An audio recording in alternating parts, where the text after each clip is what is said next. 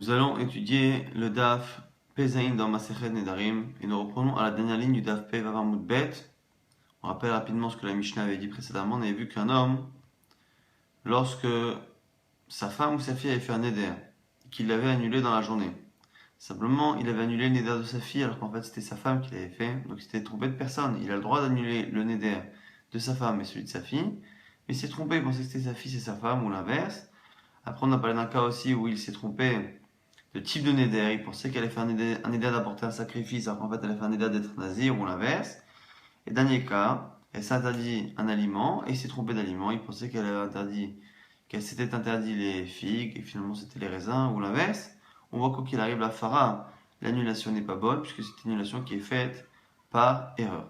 Maintenant la Gemara, dernière ligne du Daf Peva, va déduire quelque chose de la première halakha, du fait qu'on a dit que si le mari a annulé le vœu qu'il pensait de sa fille alors qu'il était de sa femme, ça ne marche pas.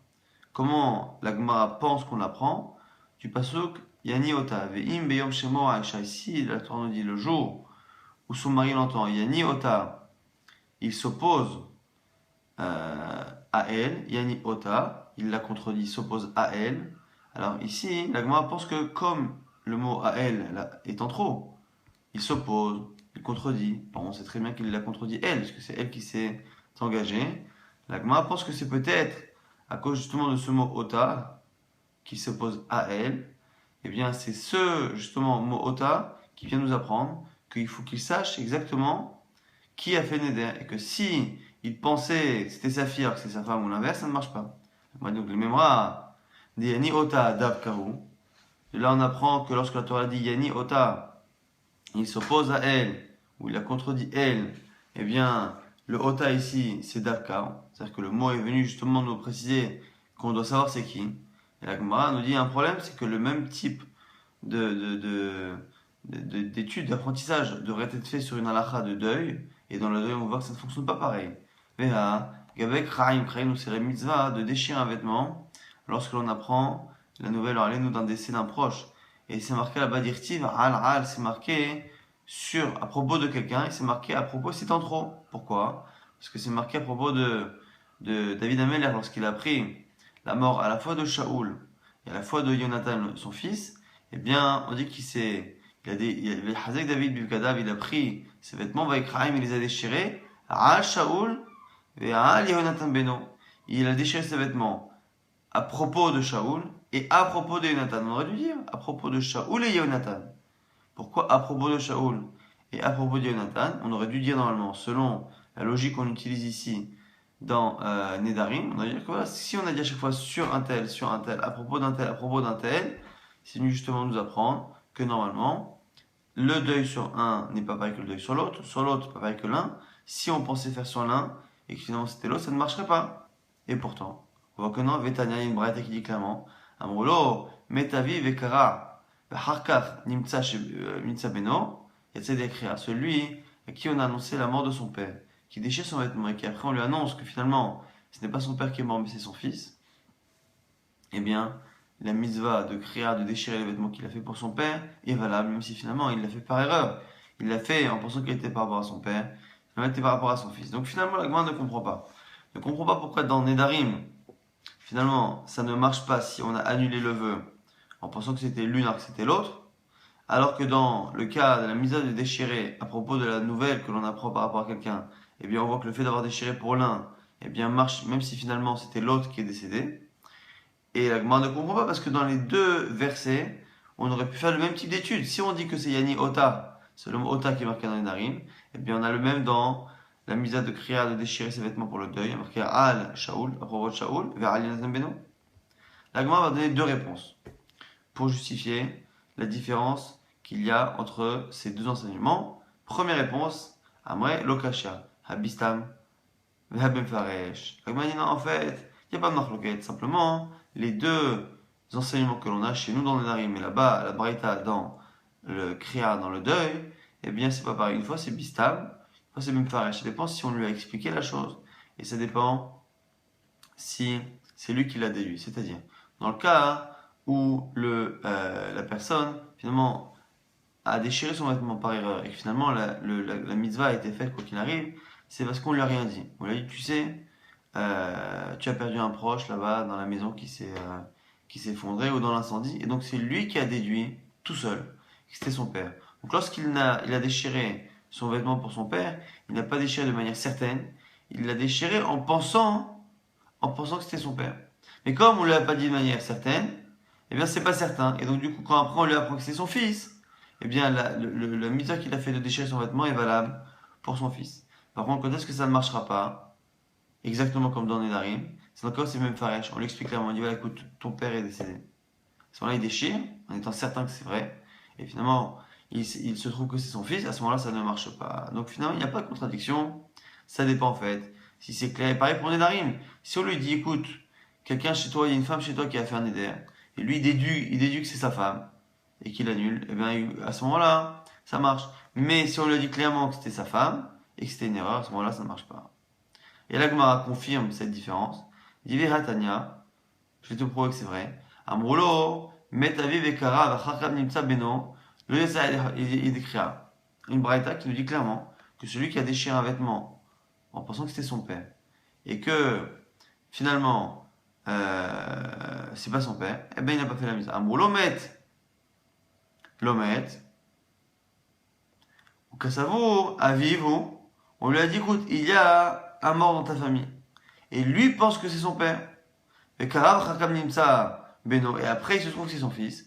Il y a ça décrit, on voit que ça marche. Donc, exactement cette différence que la Gemara a proposée, on la retrouve dans un enseignement ancien de la Braïta, qui nous dit clairement qu'effectivement, lorsque quelqu'un a déchiré sur son père, de manière certaine, et bien finalement, il n'a pas accompli la mise si finalement c'est son fils qui est décédé. Par contre, si on lui a simplement dit qu'il y avait un décès, et que c'est lui qui a déduit, qu'il a fait la créa, cette créa-là va marcher, même si finalement, c'est son fils. Donc c'est le premier tirou de l'agma.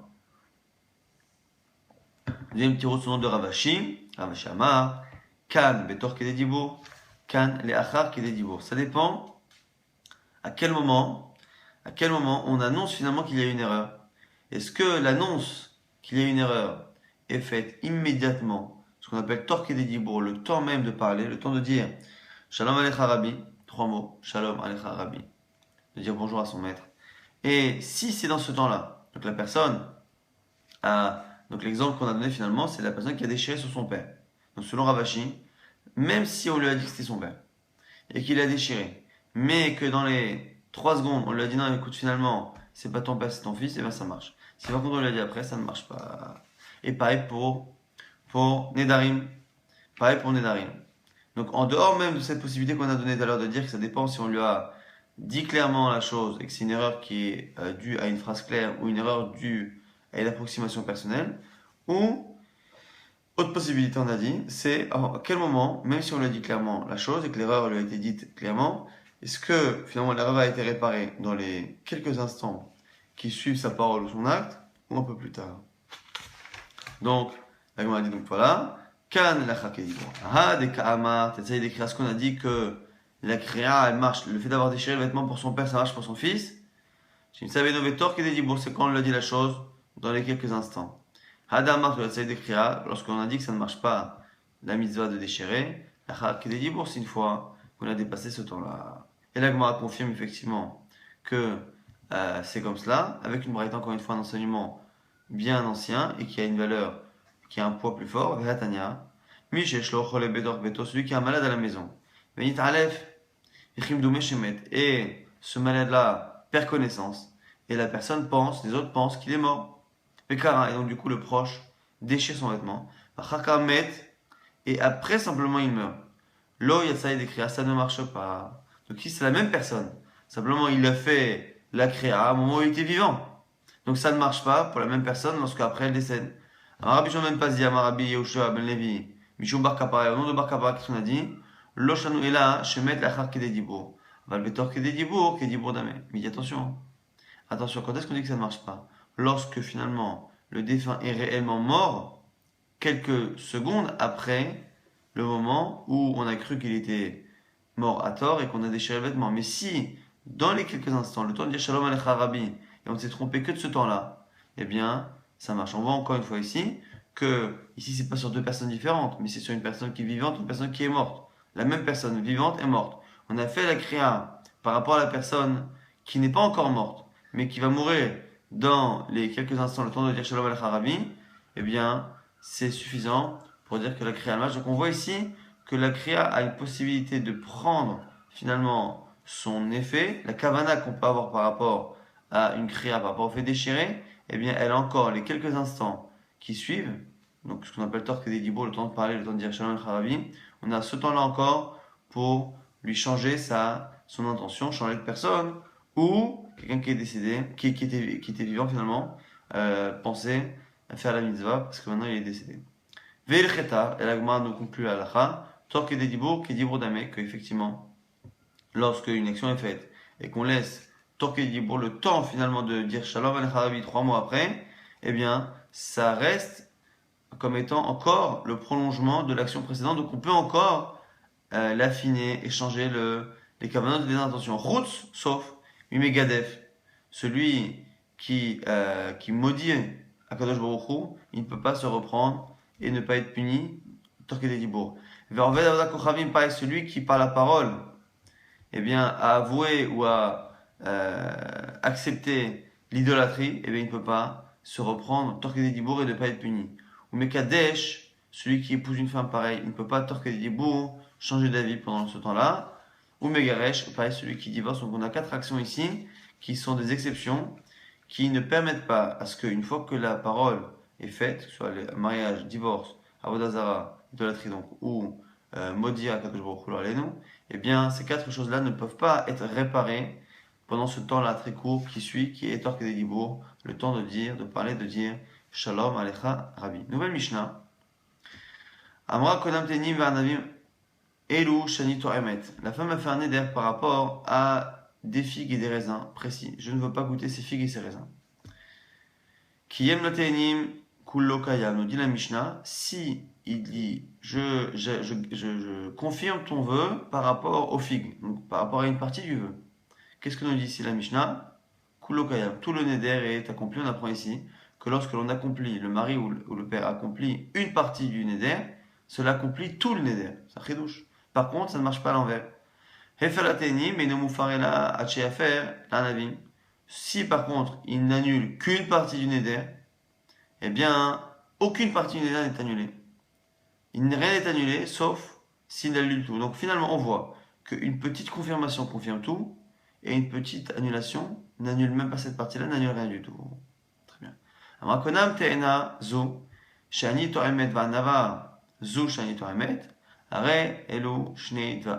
par contre, si elle a dit je fais neder konam de cette figue, que je ne la consomme pas, et de ne pas consommer ce raisin, le fait d'avoir séparé la phrase en deux, c'est comme si elle avait fait 2 vœux. Donc finalement, quoi qu'il arrive, quand elle a fait le kiyum, la confirmation ou l'annulation d'une partie, cela ne confirmera ou n'annulera que cette partie, et ça n'aura pas finalement de possibilité comme ce qu'on a vu précédemment. Lorsqu'il a par contre un seul neder, une partie du neder, lorsqu'elle est confirmée, confirme tout. Lorsqu'elle est annulée, n'est pas annulée, parce que c'est qu'une partie du neder. En tout cas, la Gemara apprend de notre Mishnah que finalement, lorsque l'on fait un kiyum, lorsque l'on confirme un neder, eh bien, on n'a pas besoin de le confirmer en entier, il suffit de confirmer une partie pour que tout le reste le soit. La Gemara tout de suite objecte et nous dit Manemat Nitin, c'est qui la Mishnah alors chez nous qui pense ça? Qu'on peut finalement accomplir, confirmer tout un vœu par une partie. C'est qui? C'est Rabbi Shmuel, Détania, une braïta qui dit au nom de Rabbi Shmuel Isha Yekimenu. Isha Yeferenu, lorsque la Torah nous dit que le mari peut confirmer et annuler, il dit Isha Yekimenu. Il va le confirmer. Et la Gemara aurait préféré que l'on dise Yekayem, que le mari va être Mekayem, va confirmer le neder. Comme c'est marqué Yekimenu, c'est comme si on avait dit Yekim, Yekayem, Mimenu. Il confirme Mimenu une partie du neder. Parmi lui, une partie de lui. Et à ce moment-là, on apprendrait de là que même si on confirme une partie du neder, tout le neder est confirmé. Donc, Amra, Konam Tenim, Vanamim, Elo, Shanito Emet, Dekem, le Tenim, Kullo Kayam, et donc Rabbi Ishmael nous dit clairement ce qui est marqué chez nous dans la Mishnah, que si il ne confirme qu'une partie du neder, ça marche justement à cause de Yikimenu. Par contre, Efel Atenim, et non Moufa, Hachafar Flanavim, dit Rabbi Ishmael. Mais par contre, dans Isha Eferenu, lorsqu'on dit que le mari Eferenu, il va être méfer, eh bien, il n'y a pas ce limoud là qui nous dit que Yefer Mimenu. Alors, Rabbi Akiva, justement, on n'est pas d'accord. Il dit Rabbi Akiva Omer, Are Omer, Isha Ekimenu, Isha Yeferenu, Ma Ekimenu Mimenu, Af Yeferenu Mimenu. Il dit, mais je comprends pas. Yeferenu, Yekimenu, ça fonctionne de la même manière. Si tu dis que lorsque on dit Yekimenu, c'est-à-dire qu'il peut n'avoir à confirmer qu'une partie du Neder. Moi aussi, je dirais la même chose pour l'annulation. Yeferenu, Yefer Mimenu, il peut annuler qu'une partie du Neder et tout est annulé. Pourquoi tu dis que ça marche différemment? Rabbi Hashmel, il dit non, Mirtiv Yefer Il dit non, le sens de Yeferenu n'est pas une expression qui est lourde et qui nécessite un limoud de Yefer Mimenu. Yekimenu, on dit Yekayem, Yekayem, Yekimenu, Yekayem Mimenu. Mais pas Yeferenu. Donc ça ne marche pas comme ça. Rabbi Akiva dit ok, ça ne marche pas comme ça, mais les deux sont à côté. Donc il y a une sorte de Hekesh. Rabbi Akiva, Makish fera la kama, les deux sont à côté, donc je vais faire un Hekesh. Ma akama mimenu, afafara mimenu. Puisque le premier akama, c'est Yekayem mimenu, il suffit d'être Mekayem mimenu qu'une partie, et bien même la suite, même si dans les mots ça ne se lit pas comme ça, et bien il y a fait un mimenu, je dirais la même chose, pareil la fara, il suffit d'annuler une partie. Donc on a ici. Donc l'enquête, Rabbi Shmuel Rabbi Akiva, tout le monde est d'accord que Yekayem, le fait de confirmer, on ne confirme qu'une partie, ça suffit. Maintenant, tout le monde est d'accord aussi que dans les mots, techniquement, par rapport à l'annulation, ça ne fonctionne pas pareil. La question, c'est est-ce que parce que c'est à côté, finalement, on fait le même mécanisme des deux côtés. Et donc, selon Rabbi Akiva, on va appliquer la halakha de la confirmation à l'annulation.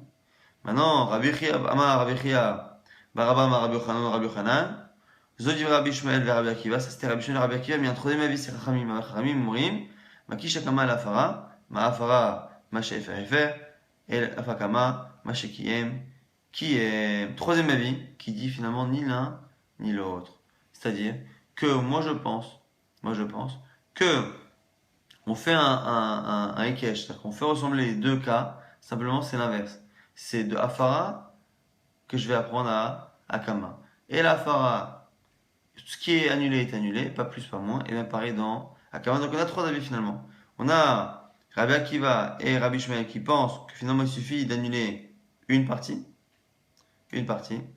On a après une marloquette. Est-ce que c'est aussi le cas dans l'annulation? Selon Rabbi Akiva, oui, selon Rabbi Shmuel, non. Et Ramim qui pense complètement autre chose et qui pense que quoi qu'il arrive, ce que l'on annule est annulé, ce que l'on confirme est confirmé, ni plus ni moins dans les deux cas. On avait dit dans la Mishnah, Amra konam teena shani to'emet, vanava shani to'emet. On a dit que si la femme elle a fait par contre le neder, elle dit je fais le neder de ne pas consommer ça et de ne pas consommer ça, la séparer en deux. On a dit c'était deux nedarim. Amar Rava, Rava a dit matniti, la Mishnah c'est qui? C'est Rabbi Shimon. Il dit pourquoi? Amar Hashemar Shua, lechol echad ve'echad. On a dit dans Shua justement quelqu'un qui jure par rapport à quelqu'un, donc quelqu'un qui réclame de l'argent et on lui réclame, plusieurs personnes lui réclament. Et lorsqu'il jure qu'il ne doit pas, s'il dit je jure que je ne dois pas à personne, eh bien, et qu'il a menti, eh bien il n'apportera qu'un seul korban. Parce que même s'il a menti par rapport à plusieurs personnes, on considère que c'est un seul serment. Si par contre il a dit je jure que je ne dois pas à un tel, je jure que je ne dois pas à un tel, je jure que je ne dois pas à un tel, évidemment qu'ici il y a plusieurs serments, et donc s'il y a plusieurs mensonges, il doit rapporter plusieurs sacrifices. Et on voit ici que c'est chez nous pareil. Chez nous on voit que le fait d'avoir dit je m'engage à ne pas manger des dattes, des figues, ainsi de suite, c'est un seul neder. Par contre, lorsqu'il dit je m'engage à ne pas manger ça, je m'engage à ne pas manger ça, ici c'est plusieurs, et c'est à ce moment-là qu'on peut séparer les nedarim de la même manière que dans les serments, on avait séparé les serments par rapport au korbanot. Nouvelle Mishnah, qu'on avait déjà étudiée il y a quelques semaines. Un homme qui dit Yodeani shiesh nedarim, qu'il a annulé le vœu, il savait qu'il y avait des nedarim le jour où il a parlé. Aval ni yodea shesh miferin. Mais je ne savais pas que je pouvais annuler. Eh bien, il y a à faire, il pourra annuler plus tard. Ce n'est pas le jour où il a entendu Neder qui va compter, mais le jour où il va apprendre que l'on peut annuler. Par contre, par contre, s'il savait qu'on peut annuler le Neder, il a entendu Neder, il sait qu'on peut l'annuler, mais il ne sait pas que c'est un Neder qui fait partie de ceux qu'on peut annuler. Rabbi Meir Omer, le Yafer, Rabbi Meir dit ça ne marche pas, il ne peut plus annuler. Rabbi Omrim, Yafer, selon Chachamim, il peut